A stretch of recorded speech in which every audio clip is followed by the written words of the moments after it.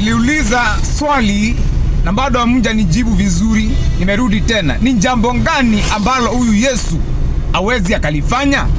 Juzi ameingia mji wa Naini, akakuta pale kuna kijana anaenda kuzikwa. Alikuwa ni kijana wa pekee wa mama ambaye ni mjane. Unasikia? Mtu aliyekuwa amedhulumiwa na shetani vya kutosha. Mama ni mjane na mwanae wa pekee wa kiume amekufa, anaenda kuzikwa. Alikuwa ameonewa na shetani vya kutosha. Lakini Yesu akamwambia mama, usilie.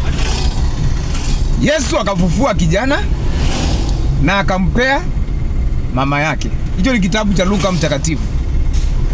So, hakuna jambo ambalo huyu Yesu hawezi akafanya. Kama alifufua, ni kitu ingine gani iko zaidi ya kifo? Maana kifo ndio the end ya kila kitu. Ukisikia kifo ndio mwisho, basi akafufua kijana akampatia mama yake. Basi nimemaliza.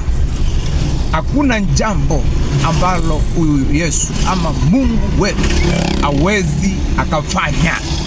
Mambo yote yeye anaweza. So, basi Bwana wabariki sana na watendee wema. Hii ni Isaac Kamsau TV recording live from Kenya.